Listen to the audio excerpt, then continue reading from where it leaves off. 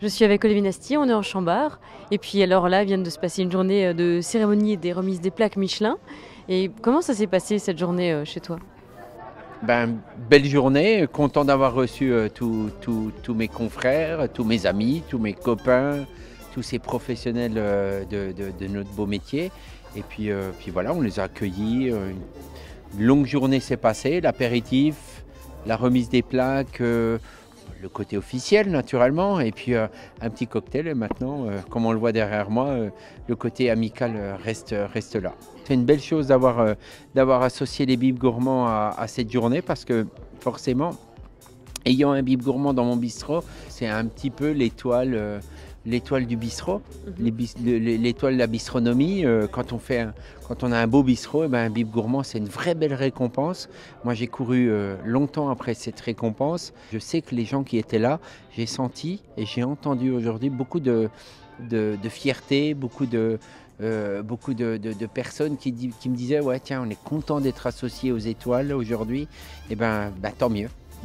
Tant mieux. Aujourd'hui, je crois qu'on a passé une belle journée grâce à ça. Oui. C'est la première fois que le Michelin fait un événement chez un hôtelier restaurateur. Est-ce qu'il y a une certaine pression à co-organiser ou à recevoir une telle manifestation? Je dirais que recevoir des confrères, c'est toujours un grand moment. Et donc forcément, dans une journée comme celle-là, on a envie de montrer qu'on a une belle maison. On a envie de montrer que, on a envie de montrer tout simplement qu'on est heureux de les recevoir. En quelques mots, quelles sont les grandes étapes, les grandes dates clés de l'histoire du Chambard avec Olivier Nasty?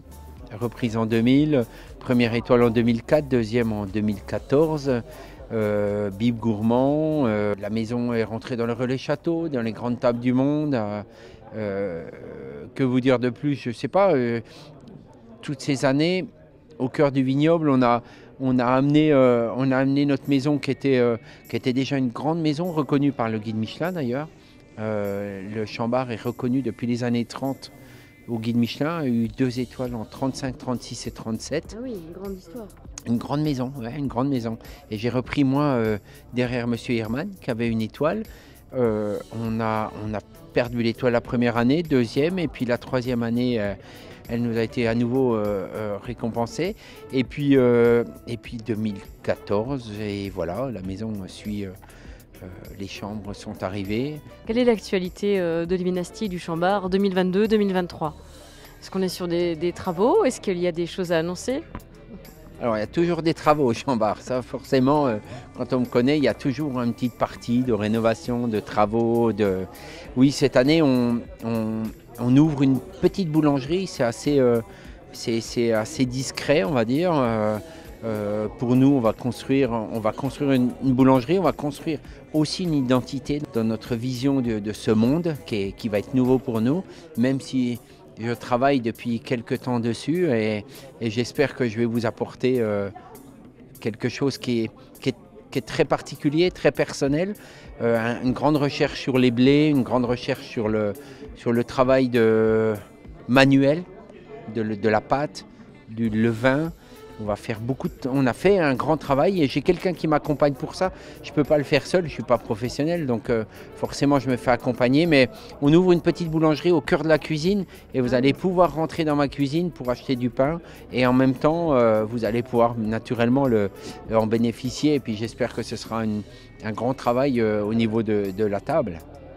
À propos de table et de mets, si je m'installe demain à la table du Chambard et je prends entrée, plat, dessert, qu'est-ce que tu me recommanderais?